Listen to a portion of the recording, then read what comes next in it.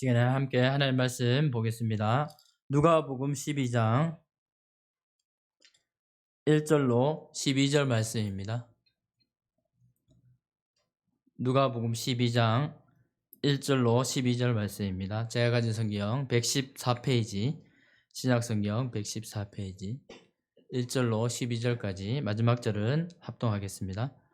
그동안에 무리 수만 명이 모여 서로 밟힐 만큼 되었더니 예수께서 먼저 제자들에게 말씀하여 이르시되 바리새인들의 누룩 곧 외식을 주의하라.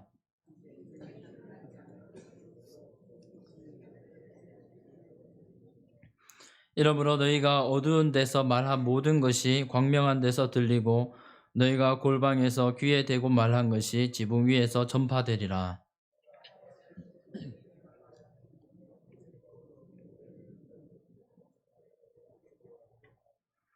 마땅히 두려워할 자를 내가 너희에게 보이리니 곧 죽인 후에 또한 지옥에 던져 넣는 권세 있는 그를 두려워하라. 내가 참으로 너희에게 이르노니 그를 두려워하라.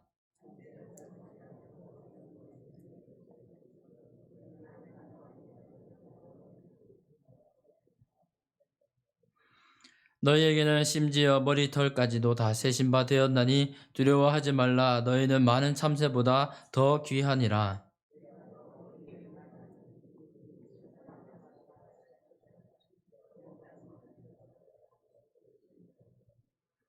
사람 앞에서 나를 부인하는 자는 하나님의 사자들 앞에서 부인을 당하리라.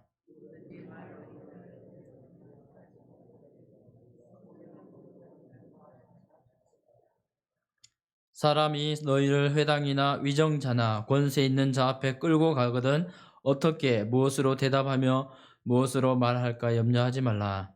마땅히 할 말을 성령이 곧 그때에 너희에게 가르치시리라 하시니라. 아멘. 이 시간에 누가복음 12장 1절로 12절 말씀을 가지고 바리새인들의 누룩이라는 제목으로 말씀을 전하겠습니다.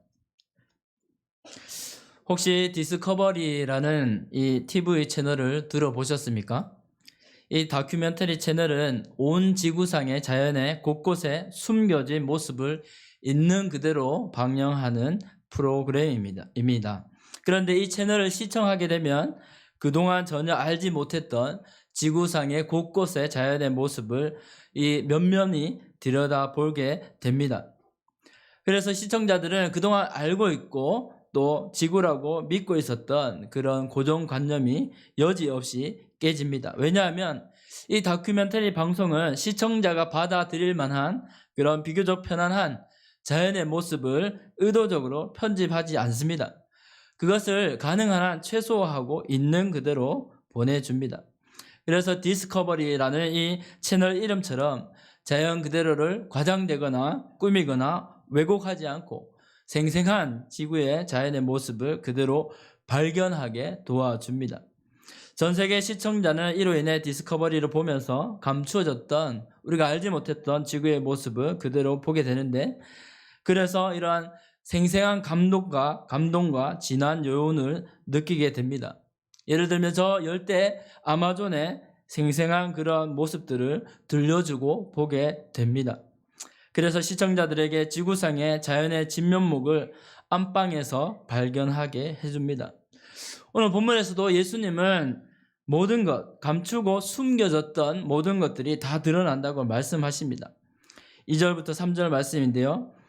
감추인 것이 드러나지 않을 것이 없고 숨긴 것이 알려지지 않을 것이 없나니 이러므로 너희가 어두운 데서 말한 모든 것이 광명한 데서 들리고 너희가 골방에서 귀에 대고 말한 것이 지붕 위에서 전파되리라 라고 예수님 말씀하셨습니다. 2절에서는 강한 부정과 두 번의 반복으로 예수님께서 강조하신 것을 나타내고 있습니다. 감추지 못하고 또 숨기지 못한다라고 말씀하고 있습니다. 여기서 드러낸다 또 이렇게 하는 이 원어의 말씀은 아포칼립토라고 합니다. 이 말은 덮개를 제거한다라는 뜻입니다. 드러내고 알리고 나타낸다는 뜻이 있습니다. 그래서 바로 성경적 디스커버리를 말씀하고 있습니다. 다 나타내고 발견하게 되고 드러낸다는 것입니다. 그런데 예수님께서 책망하셨듯이 바리새인들은 감추고 숨기려고 했습니다. 그러나 아포칼립토 대신 예수님께서 나타내고 드러내셔서 빛 대신 하나님의 참된 진리를 나타내 주셨습니다. 3절 말씀은 우리 속담의 낫새 밤쥐의 유대식 표현입니다. 우리 속담에 낫새 밤쥐가 있습니까? 낮말은 새가 듣고 밤말은 쥐가 듣는다는 속담입니다. 3절 말씀에서 어두운 데서 말한 모든 것이 광명한 데서 듣게 된다. 골방에서 귓속말로 전한 것이 지붕 위에서 모든 사람들에게 전파될 것이다 라고 하는 것은 결국 숨겨진 것들이 빛 가운데 반드시 만천하에 드러나게 될 것임을 말하고 있습니다. 빛으로 오신 예수님께서 어두움 가운데 비추심으로 이 하나님의 아포칼립토의 역사로 철저히 드러내신다는 것, 바로 감추어지고 위장된 덮개가 반드시 벗겨지고 드러나게 될 것이라고 하는 것입니다. 그런데 왜 발견되고 드러나야 할까요? 그것은 감추고 덮여 있으면 하나님의 은혜를 온전히 받을 수 없기 때문입니다. 그런데 바리새인들은 누가복음에서 예수님께서 계속해서 말씀하듯이 여전히 외식하며 스스로를 속이고 기만하며 자신들의 모습을 철저히 감추었습니다. 그들은 자신들의 가면을 쓰고 있는 자들입니다. 예수님은 바리새인들의 누룩곧 외식을 주의하라라고 이렇게 말씀해 주셨습니다. 또한 외식이란 원어로 히포크리시스라고 합니다. 이것은 본래 배우가 무대에서 연기하는 것을 뜻합니다. 바로 어떤 배우가 가면을 쓰고 연기하는 장면을 떠올려 보십시오. 자기의 모습, 본 모습을 감추고 가면을 통해서 연기를 하게 됩니다. 그러므로 이 외식이란 자신의 본 모습을 가면 속에 숨긴 채 가장된 모습으로 연기하는 바리새인들의 위선적인 이런 행동을 가리키는 것입니다. 특히 이러한 외식은 누룩처럼 적은 양으로 주위의 많은 사람들에게 크게 영향력을 끼치는 파급력을 가지고 있습니다. 우리 빵을 많이 만들어 보셨죠? 반죽을 만들 때 이 누룩을 쓰게 됩니다. 그러면 이 누룩은 적은 양이지만 보이지 않지만 어느 순간 빵을 부풀게 하고 또 좋게 나쁘게 변질하게 합니다. 영향력을 갖고 있다가 열을 가하면 반죽이 부풀어서 맛있는 빵이 되거나 발효하게 되는 것입니다. 그런데 누룩은 구약시대부터 비교적 부정적으로 쓰였습니다. 고린도전서 5장 8절에서도 이 사도 바울이 말씀했습니다. 함께 읽어볼까요? 시작. 이러므로 우리가 명절을 지키되 묵은 누룩도 으로도 말고 악독한 누룩도 말고 오직 순전함과 진실함에 누룩 없는 떡으로 하자라고 말씀하고 있습니다. 바로 이 고린도전서 5장 8절에 의하면 누룩은 순전함과 진실함의 반대 개념입니다. 다시 말하면 이 누룩이란 인간의 자랑과 의를 의미합니다. 그러므로 예수님은 제자들에게 이 외식을 강하게 경계하셨습니다. 인간의 자랑과 의는 우리 자랑과 의는 오직 예수 그리스도밖에 없는 줄 믿습니다. 혹시라도 우리의 진짜 모습을 위장하고 가리고 있다면 속히 우리의 의와 자랑을 과감히 벗어버려야 합니다. 이처럼 바리새인들은 순전한 하나님의 은혜에 자신들의 자랑을 더했습니다. 자신들의 자랑을 추가했습니다. 그리고 자신들의 의를 드러내었습니다. 따라서 바리새인들은 율법의 형식으로 자신들을 위장하였고 율법의 진정한 정신으로 탐심과 악독이 가득한 마음을 변화시켜야 했지만 그렇게 하지 않은 자들이었습니다. 그들은 스스로 의로 치장하고 율법의 최고의 자리에 앉아서 결국 자신들을 책망하는 선지자들을 죽이고 결국 예수님까지 십자가에 못 박게 되었습니다. 그러므로 예수님께서 이미 말씀하신 것처럼 그들은 겉과 속을 다르게 꾸밉니다. 배우처럼 자신들의 본래 모습은 가면 뒤에 철저히 감추고 의로운 척, 안 그런 척 행하였습니다. 진짜 그들의 악한 본성과 제대한 모습은 철저히 감추었습니다. 그러므로 예수님께서는 그 윗선이 누룩처럼 유행처럼 번지지 않도록 주의하라라고 경계하셨습니다. 우리들도 그렇습니다. 사람에게 우리의 진짜 민낯과 마음의 죄악된 본성을 쉽게 감출 수 있습니다. 사람을 속일 수 있다는 것이지요. 그러나 우리 주님 앞에는 훤히 드러날 수밖에 없습니다. 예수님은 11장에서도 말씀하셨듯이 겉과 속을 혼이 꿰뚫어 보시고 아니 겉과 속을 모두 만드셨다고 말씀하고 있습니다. 그래서 예수님은 이 바리새인 서기관들이 자신들의 어떤 악한 일 자체보다 영적이든 윤리적인 것이든 간에 그것을 숨기는 윗선을 훨씬 더 심각하게 비판하셨습니다. 문제는 때가 되면 하나님과 사람 앞에 다 드러나게 되어 있다라고 하는 겁니다. 윗선의 기술이 아무리 뛰어나도 인간 본성에 내재하는 부패한 실제들의 이 과면을 씌워 영원히 감출 수는 없습니다. 인간의 마음에 있는 욕망과 의도는 인간의 성품과 행위로 결국은 나타나게 되어 있습니다. 누가복음 6장 43절로 44절 말씀입니다. 제가 읽어드리겠습니다. 못된 열매 맺는 좋은 나무가 없고 또 좋은 열매 맺는 못된 나무가 없느니라. 나무는 각각 그 열매도 안 하니 가시나무에서 무화과를 또는 찔레에서 포도를 따지 못하느니라. 예수님께서는 지혜롭게 이 말씀을 하셨습니다. 머리털 하나까지도 다 세실 수 있는 하나님 앞에 아무것도 감출 수 없고 다 드러나게 되어 있습니다. 다음으로 하나님을 온전히 두려워해야 한다고 예수님 말씀하셨습니다. 사람을 속일 수 있어도 하나님을 속일 수 없는데 하나님을 두려워하지 않고 자신의 의를 내세우는 바리새인과 같은 자들을 두려워하지 말라라고 했습니다. 그들은 주님을 시인하는 자들을 자신의 권세로 권세자 앞에 이 믿는 자들을 끌고 갑니다. 그리고 예수님 말씀대로라면 목숨을 빼앗았습니다. 또한 그들은 정작 권세의 주인이신 하나님을 의식하거나 두려워하지 않습니다. 하나님의 주권을 부인하는 자들입니다. 그러나 예수님은 그들을 두려워하지 말라라고 말씀합니다. 바리새인의 외식을 주의하라, 그 누룩을 주의하라 예수님께서 그들을 경계하며 말씀하셨다며 이제 제자들에게 말씀하고 있습니다. 제자들이 어떻게 말씀하고 있습니까? 내가 내 친구에게 말한다라고 예수님은 말씀하고 있습니다. 유독 누가복음에서만 제자들에게 이 친구라고 이렇게 하는 표현이 나옵니다. 우리 1절을 건너뛰었지만 1절을 보면 예수님 주위로 수많은 사람들이 모여들었습니다. 그러나 그들은 어떤 무리였습니까? 이리저리 치우치는 군중들입니다. 예수님의 말씀을 듣지만 바리새인들의 말씀도 듣고 쉽게 누룩에 이렇게 유행에 감염될 수밖에 없는 그런 자들입니다. 그래서 예수님은 먼저 제자들에게 친구와 같은 그들에게 말씀하시고 먼저 가르쳐 주셨습니다. 제자들은 어떤 자들입니까? 모여드리는 무리와 달리 제자들은 세상에서 주님의 말씀을 가지고 변혁시킬 자들입니다. 그래서 제자들을 가르치십니다. 하지만 또 그들은 어떤 자들입니까? 세상 가운데 연약하고 이리 가운데 어린 양 같을 수밖에 없는 제자들입니다. 그래서 예수님은 그들을 안심시키고 있습니다. 두려워 말라라고 말씀하고 있습니다.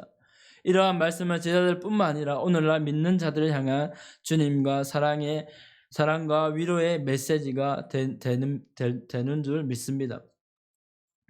그 내용은 바로 세상의 주권자들을 두려워 말라라고 말씀하고 있습니다.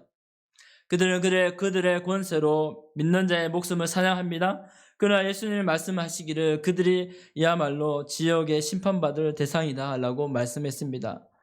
예루살렘에 보면 게헨나라고 하는 지역이 있습니다.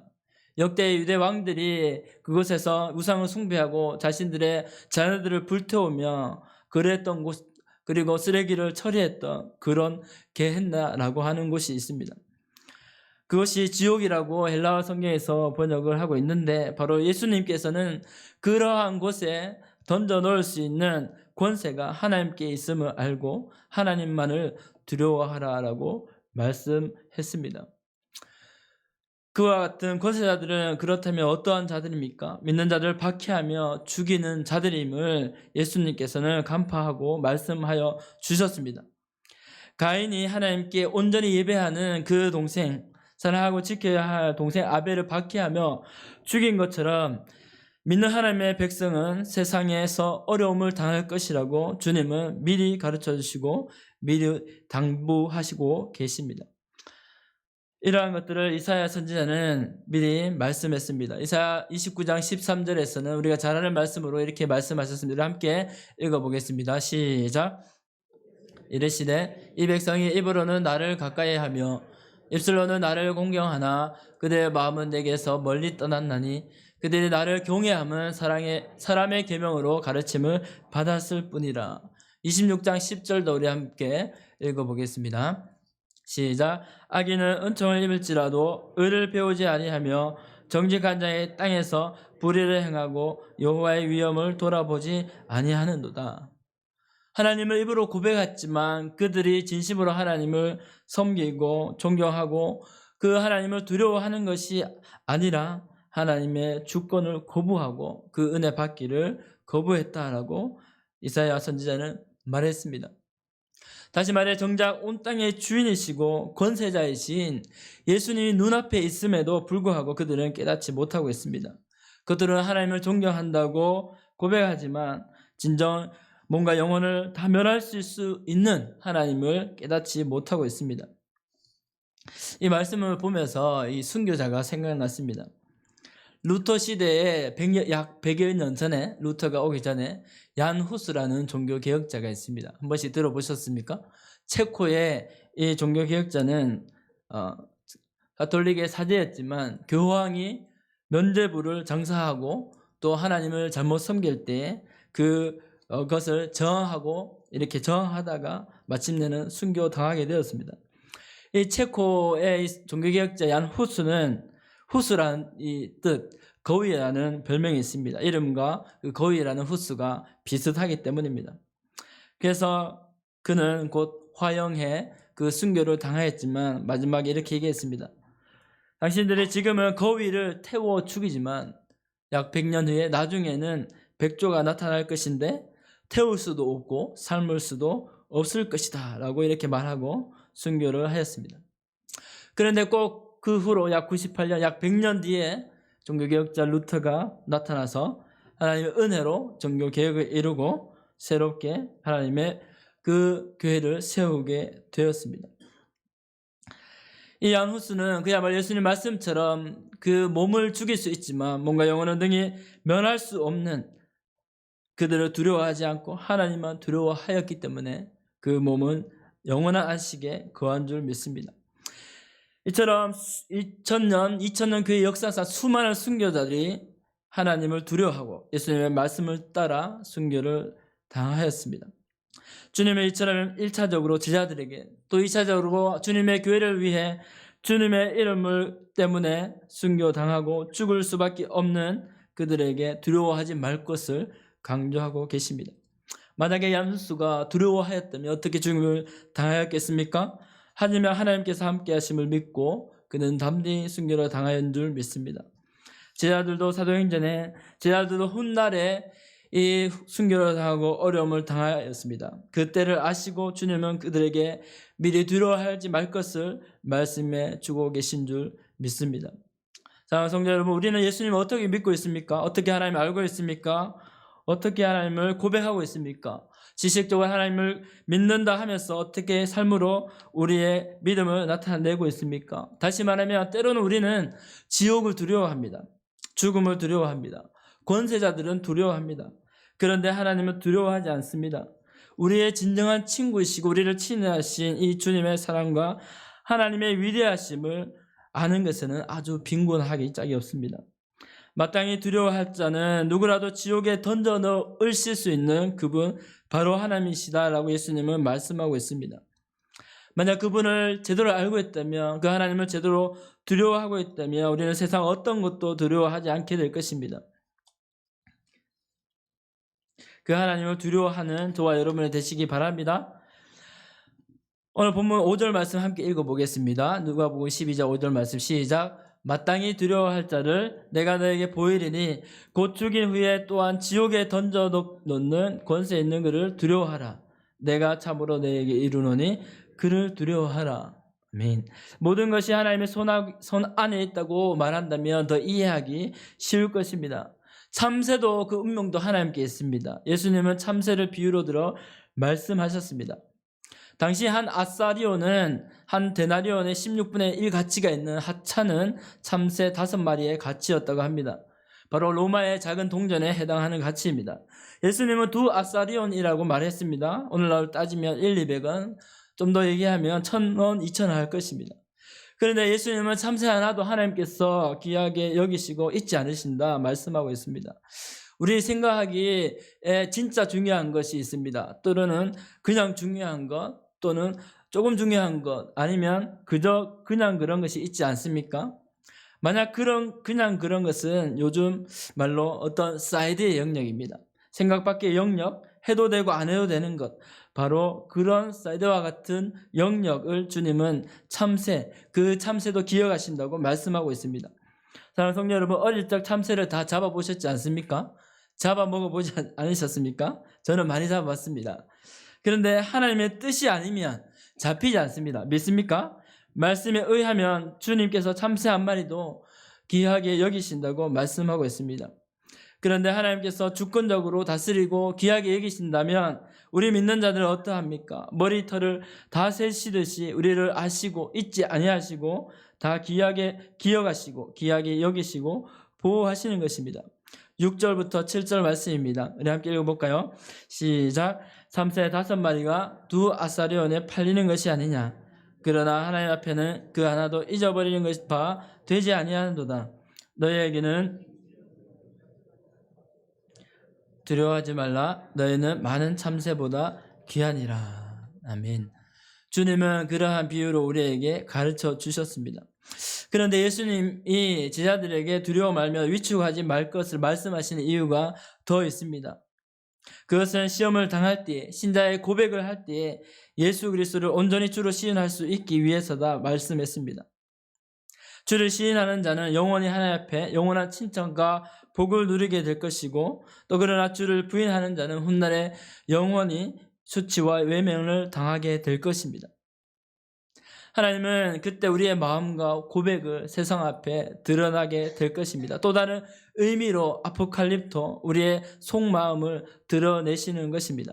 아니, 하나님과 천사들과 사람들 앞에서 우리의 이 중심의 믿음을 주님 앞에 증거하고 드러내야 할 때가 있을 것입니다. 8절 9절 말씀입니다. 내가 또한 너에게 말하노니 누구든지 사람 앞에서 나를 시인하면 인자도 하나님의 사자들 앞에서 그를 시인할 것이요, 사람 앞에서 나를 부인하는 자는 하나님의 사자들 앞에서 부인을 당하리라 라고 말씀하셨습니다. 왜냐하면 이 믿는 자의 고백은 그저 입 바른 소리가 아닐 것입니다. 살아 움직여 역사하는 생생한 믿음의 고백이 되어야 하기 때문에 예수님은 온전히 시인하라 말씀하고 있습니다.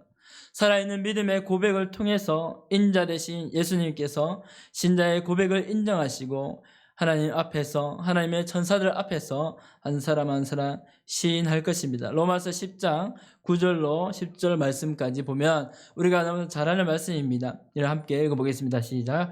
내가 만일 내 입으로 예수를 주로 시인하며 그를 죽은 자 가운데서 살린 것을 믿으면 구원을 받으리라. 사람이 마음으로 믿어 의에 이르고 입으로 시인하여 구원에 이르느니라. 11절도 있습니다. 성경에 이르되 누구든지 그를 믿는 자는 부끄러움을 당하지 아니하리라. 그렇습니다. 이 말씀을 통해서 보면 믿는 자는 온전한 고백을 또 온전한 시인을 한다고 말씀합니다. 시인하는 것은 단순히 입으로 이렇게 말하는 것이 아닐 것입니다. 그의 모든 삶이 예수를 주인 삼고 고백하는 것을 의미할 것입니다. 예수를 주로 시인하는 자의 삶이 죄에서 완전히 돌아서서 하나님께로 유턴된 삶을 말하는 것일 것입니다. 시인하는 것이 뭐가 어렵겠노 생각할 수도 있습니다. 그러나 우리의 삶 속에서, 우리의 작은 삶의 현장 속에서 주님을 간증하고 증거하고 고백하는 삶이 되어야 될 줄 믿습니다. 때로는 안타깝게도 우리의 신앙은 겉과 속이 다르지 않는지 우리는 돌아보아야 될 줄 믿습니다. 우리의 고백과 삶이 다르지는 않는지 돌아보아야 합니다. 우리는 때로는 스스로를 안심하고 이렇게 스스로를 어떻게 우리가 믿음이 견고하다고 생각할 수도 있습니다. 그러나 우리의 신앙이 하나님의 말씀과 믿음의 가운데 서 있는지 항상 점검해야 합니다. 사랑하는 성도 여러분, 균형 잡히고 건강한 신앙인은 어떠한 모습일까요? 그것은 아마 이러한 사람일 줄 믿습니다. 신앙의 고백과 먼저 믿음의 삶이 일치합니다. 때로는 넘어질 수는 있어도 주님을 떠나지 않고 예배자의 자리를 지킵니다. 세상의 작은 것들을 위해 소탐대실하지 않고 하나님 나라를 위해서 여전히 헌신하는 자입니다. 삶의 결과 때문에 주님을 부인하는 것이 아니라 작은 일에도 감사로 하나님을 찬미하며 간증하는 자입니다. 또한 믿음의 고백처럼 살기 위해 보이지 않는 곳에도 애쓰는 자입니다. 이런 신앙인의 특징은 아무리 많은 봉사와 많은 사역을 감당했어도 자신을 내세우지 않습니다. 왜 그렇습니까? 크신 하나님의 은혜 앞에서 자신은 여전히 작은 존재임을 자각하기 때문입니다. 많은 일들을 하였어도 자신은 하나님 앞에 설 수 없는 죄인임을 깨닫기 때문입니다. 예수님을 믿는 것, 이것은 때로는 우리의 신앙, 우리의 모든 믿음, 또한 여러 가지를 각오하고 불이익을 각오할 때도 있습니다. 불이익을 당할 때도 있습니다. 그러나 날마다, 그때마다 예수 그리스도를 주로 시인하고 또 예수 그리스도를 진정히 고백할 때, 우리의 삶 속에서 고백할 때, 그때야말로 진짜 우리를 고백할 때 그 능력을 발휘할 수가 있을 것입니다. 사람 앞에서 그리고 말과 행실로서 예수를 시인하는 자는 주님을 기뻐하시고, 훗날 예수님 오실 때에 하나님과 천사들 앞에서, 그 사람들 앞에서 또 자랑스럽게 주님이 인정하실 줄 믿습니다. 마지막으로 10절부터 12절까지 예수님은 성령에 대해서 말씀하십니다. 사람들 앞에서 주를 증거할 때 성령께서 가르쳐 주신다고 예수님은 약속하셨습니다. 어느 누가 이렇게 표현했습니다. 하나님께서 삼위일체 하나님께서 우리 구원하셨는데, 성부 하나님께서 구원을 계획하시고 성자 예수님께서 십자가의 구속을 역사를 이루시고 성령 하나님께서 지금도 우리와 함께 하셔서 그 역사를 이루신다. 모든 힘을 다해서 하나님께서 그 구원 역사를 이루신다라고 하는 것입니다. 이와 마찬가지로 정말 예수 그리스도를 주로 시인할 때, 그때 마지막으로 그 신자에게 성령께서 함께 하신다고 말씀하고 있습니다.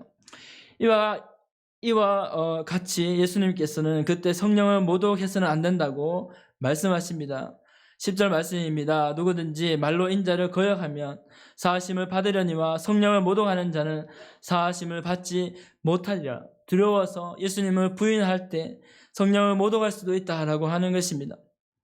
그런데 성령을 모독하는 것이 왜 이렇게 예수님께서 경계하십니까? 바로 하나님의 성령, 영에 대해서 이것을 알아야 됩니다. 하나님의 영인 성령은 구원받을 자의 믿음을 일으켜 주시는 분이십니다. 하나님의 영으로서 구원받을 자의 속에서 그 믿음과 은혜를 일으켜 주십니다. 따라서 하나님의 성령의 역사와 개입을 거부하는 것은 구원의 은혜를 거부하는 치명적인 잘못이기 때문입니다. 그러므로 하나님이 욕되게 하는 이 성령을 모독하는 것은 참으로 예수님께서 경계하시고 주의하시는 것입니다. 성령을 모독해서는 사하심을 받지 못한다고 예수님은 강하게 말씀하고 있습니다. 그러나 예수님을 시인할 때, 그때야말로 성령께서 그에게 하실 말씀을 주시고, 또한 어떤 권세자들 앞에서 무엇을 말할지 염려하지 않아도 된다고 말씀하고 있습니다. 진정 주님께서 내버려 두지 않으신다고 말씀하고 있습니다. 우리 11절 12절 말씀입니다. 함께 보겠습니다. 시작. 사람이 너희를 회당이나 위정자나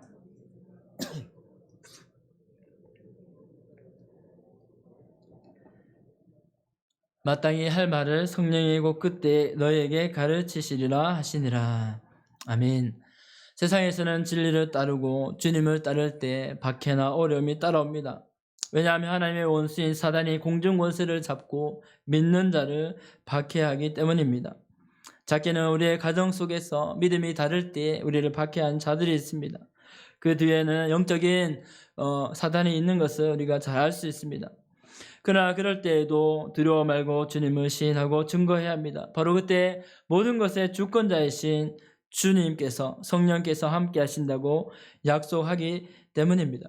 히브리서 10장 35절로 이렇게 말씀합니다. 그러므로 너희 담대함을 버리지 말라. 이것이 큰 상을 얻게 하느니라 라고 말씀합니다. 그런데 이 앞절에서는 쉬운 성경으로 이렇게 말씀합니다. 여러분이 처음 진리의 말씀을 배우던 때를 기억해 보십시오. 많은 어려움들이 있었지만 여러분은 꿋꿋이 이겨냈습니다. 때때로 사람들 앞에서 모욕을 당하며 핍박을 받기도 했고 그러한 고난을 받는 사람들과 친구가 되기도 하였습니다. 옥에 갇힌 자들을 도와주고 여러분이 가진 것들을 빼앗겨도 기뻐하였습니다. 그렇게 할 수 있었던 것은 여러분이 더 좋고 영원한 것이 있다는 것을 알고 있었기 때문입니다. 그렇습니다. 영원한 것을 위해서 우리는 이 어려움과 수치를 참을 수 있습니다. 말씀을 맺겠습니다. 우리는 하나님 앞에 모든 숨겨진 일이 남김없이 만천하에 드러날 것임을 믿습니다. 아무런 큰 어떠한 것도 주님 앞에 다 드러나게 될 것입니다. 그러나 우리 주님 앞에 드러나기만 하면 어떠한 죄악도 주님이 고치시고 어떠한 죄악도 용서해 주실 줄 믿습니다. 그러나 여전히 하나님의 은혜의 말씀을 거부하며 스스로 철저히 숨기며 기만하면 수치와 벌거벗음을 당할 수밖에 없습니다. 왜냐하면 하나님께서 모든 주권을 가지시고 통치하시기 때문입니다. 그러므로 신자는 두려워 말고 오히려 하나님만 두려워하며 언제든지 주를 시인하는 자들이 되어야 합니다. 주님을 시인하기만 하면 주님께서도 칭찬하시며 하나님과 천사들 앞에서 우리 이름을 시인하실 것입니다. 뿐만 아니라 구원받은 하나님의 자녀가 시인할 때 성령께서 나타나심으로 주님을 시인한 자와 함께 하실 것입니다. 날마다 말씀으로 이 땅의 위선과 가식의 가면을 벗어버리고 담대히 영원한 하나님 나라를 소망하는 자들이 되시기를 주님의 이름으로 축복합니다. 기도하겠습니다.